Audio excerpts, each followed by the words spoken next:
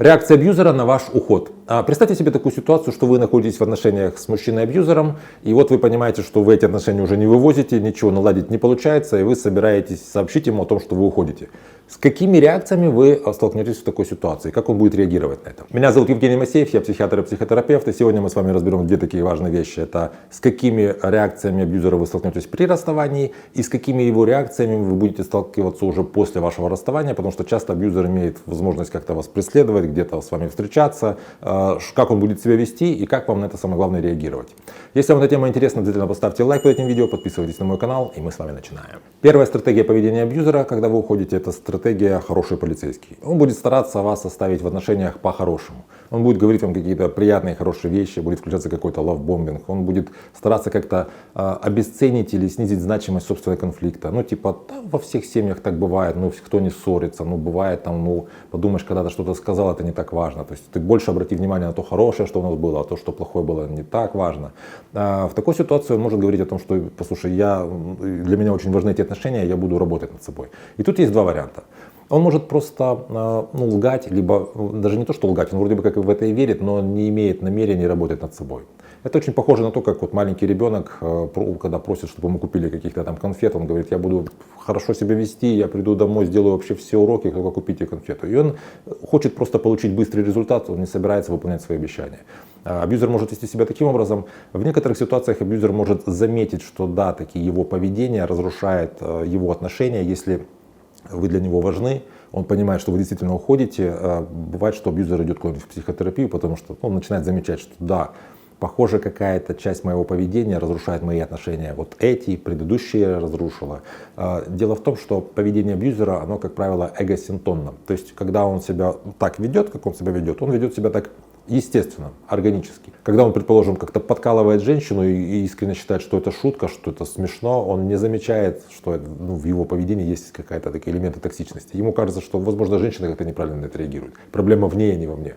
Когда женщина уходит, в ряде случаев, такое случается, мужчина может как бы обратить внимание на то, что, вероятно, она уходит не потому, что вот просто ей так в голову взбрело, а действительно во мне есть какие-то проблемы. Это хорошее развитие сценария. В таком случае мужчина бывает настроен на работу над собой где-нибудь там, например, в психотерапии. Вторая стратегия поведения, которую может занять абьюзер, когда вы сообщаете о том, что вы уходите, это стратегия поведения плохой полицейский. Он начинает впадать в гнев, в какое-то раздражение, ярость. Он начинает говорить разные гадости, он может даже начать как-то вести себя не очень хорошо. То есть может быть, в принципе, физическое насилие, какая-то агрессия. Вам надо эти вещи просто учитывать, это не обязательно может произойти. Но что происходит в голове у такого человека?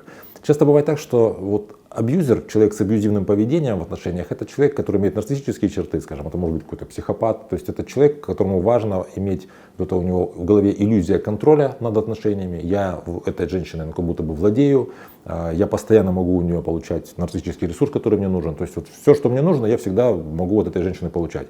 А тут она уходит, то есть, во-первых, это означает, что я, оказывается, не супер контролирую эти отношения, потому что она захотела, и она уходит. Во-вторых, она, уходя, меня не свергает, потому что от короля и Наполеона не уходят, а раз уходят, то это как бы бунт. И что же я за Наполеон такой без свиты? То есть в таком случае мужчина может испытывать большое количество очень сложно переносимых для него эмоций, которые, если он не может нормально переносить, они у него автоматически проявляются в поведении. Например, он начинает говорить какие-то гадости, там, оскорблять вас, не знаю, проявлять какой-то гнев, может бить какие-то там предметы, предположим. Ну и, как я уже говорил, там может быть, в принципе, пойти в сторону какого-то физической агрессии. После такого поведения, как правило, естественно, что ваше желание уйти от человека только усиливается. Отношения, если они были в кризисе, этот кризис, так сказать, обостряется. И самое печальное, что абьюзер, как правило, вот даже когда он остывает, он не может попросить прощения, потому что все его эти вот представления о том, что он в этих отношениях такой важный, что он контролирующий, что его не могут оставить, они не позволяют ему, скажем, извиниться, они не позволяют ему как-то постараться исправить все те ошибки, которые он только что делал раньше. Он остается в такой позе какого-то человека разъяренного, обиженного, и вроде бы как будто бы его вот это вот негодование, оно справедливое. В такой ситуации, как правило, женщина просто уходит от мужчины, который остается вот в этом всем неудовлетворении. Третья стратегия поведения абьюзера, когда вы уходите, это стратегия хитрый полицейский. Он начинает использовать манипуляции, как правило, это манипуляция виной, то есть вот ты сама виновата, ты же меня раньше сама провоцировала, я так себя вел, потому что я просто уставал на работе, я так много для тебя делаю, а ты неблагодарная, ты вот от меня уходишь, а что же подумают дети, что подумают наши родственники. То есть манипуляция виной такая грубая, в общем-то неприкрытая. Иногда это работает, бывает, когда у женщины, предположим, какая-то борьба мотивация, она как бы и хочет уходить от абьюзера, но не хочет уходить от привычного быта, и вот она как бы сама идет на эту манипуляцию. Если же женщина не ведется на эту манипуляцию, то обычно вот эта стратегия хитрый полицейский переходит в стратегию плохой полицейский. То есть он срывается туда в гнев, в агрессию, начинают летать тарелки и так далее. Как правило, и во второй стратегии, и в третьей стратегии мужчина далек от понимания того, что в нем есть проблемы, над которыми ему стоит работать. Потому что когда я использую манипуляцию, я пытаюсь обдурить другого человека, я не пытаюсь понять, что со мной происходит. Я не пытаюсь как-то изменить себя, я пытаюсь проманипулировать другим человеком. В этом же смысл манипуляции.